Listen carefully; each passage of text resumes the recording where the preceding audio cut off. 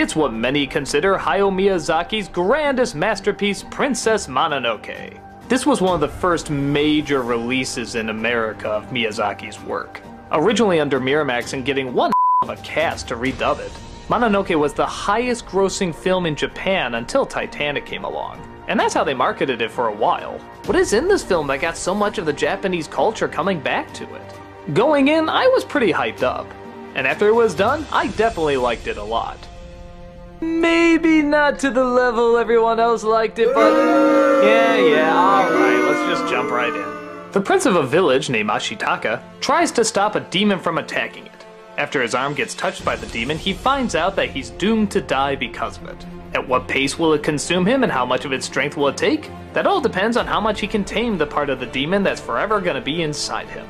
He decides to set out on a quest to, as he puts it, see with eyes unclouded by hate. What he discovers is a war going on between the human world and the world of the forest filled with animals and gods. The humans want to make a prosperous future for themselves, while the animals and the gods of the forest want them to leave. He comes across an industrial leader, voiced by Minnie Driver, who wants to cut off the head of the spirit of the forest so they'll have no more trouble from them. One of the forest's greatest fighters, the Queen of the Wolves and her half-human, half-wolf daughter, are at the forefront of trying to stop her and regain balance back to nature. All while Ashitaka is caught in the middle, not knowing which side to choose and not knowing which foe to fight. The movie has a lot going for it. In fact, I think you could argue this is probably Miyazaki's most adult work. Not just because of the violence and gore, though there is quite a bit of it, but because its message is not so obvious and blatant. At least, not in terms of movies that have done it in the past. What's the route this could so easily go? The Fern Gully, Dances with Wolves, Pocahontas, Avatar, where the humans are evil, nature is good, the end. But one of the great things about this film is that there is no real villain. Even Minnie Driver's character is very likable. She's helping to cure the sick, she's a great motivator, she brings people together. She knows the tragedy of war, and she listens to the people who have lost so much.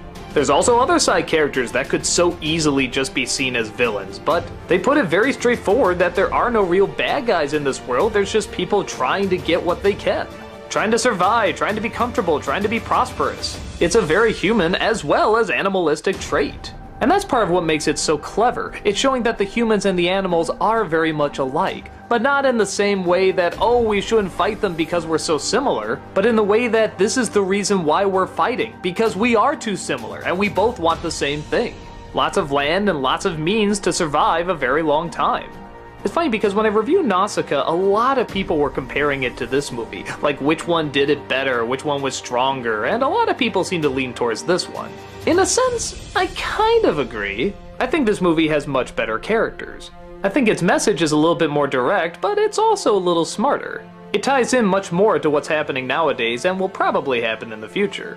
Where Nausicaa had this really big story that went all over the place and could kind of do it because it was so large in scale, Mononoke feels like a smaller story yet kind of tries to do the same thing. It goes everywhere and back again. We cut back to so many of these same locations like 3 or 4 times. And don't get me wrong, I like these locations, but there's only so many times I can see our main character walk back and forth between them. It was definitely a film where before the climax I was kind of looking at my watch saying, how long is this movie? Not that I wasn't enjoying it, but I was definitely noticing the length. And definitely felt it could have been cut at least 10-15 minutes. Just take out a couple more scenes of him running to the other side saying, wait, stop! Also, as much as I love the characters in this, I do think there's one that's surprisingly not very interesting. And believe it or not, it's Mononoke. I don't think she's a very interesting character. And she should be. Half human, half wolf, constantly torn between what she is and who she's supposed to be. This should be great for the main character. They should be able to talk and share stories and be able to relate unbelievably. They're both kind of going through the same thing. But most of her dialogue, voiced by Claire Danes, is mostly just her shouting, no, no, I'm a wolf, no, no, I'm a wolf. Which is so strange because Miyazaki is so good at these kind of characters. The young heroine who's action-packed but doesn't know which route to take. He usually writes them so well, but this one is just so whiny. I have no idea why the film is named after her. It would have been neat if she played as big a part as Ashitaka. It would have been nice if she was just as complex as he was. But as is, she just didn't do anything for me. I know that's so weird because she's like the big icon from the film, but outside of her design, I think she's a real missed opportunity. But thankfully, like I said before, the rest of the characters are very interesting. And their dilemmas are very understandable and relatable. This is about the majesty of the forest and the majesty of mankind, both evolving too fast for their own good and trying to figure out where to level out.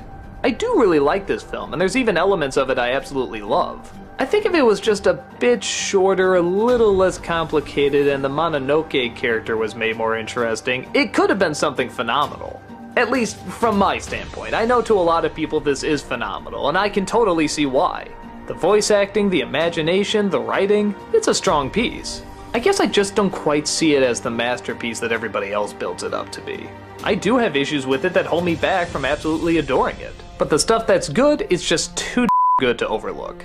Whether you love it, like it, think it's mediocre, or even don't like it at all, it's a good film to check out because there's just too many interesting things in it. I can't see anybody going to see this film and just saying there was nothing to get out of it. It's an impressive feat and everybody should check it out at some point. I just can't call it the Lawrence of Arabia of animation like everybody else does. But I still think it's a pretty good movie. The animation alone is breathtakingly impressive. So, go find a copy, give it a watch, and see what all the animation buffs are talking about.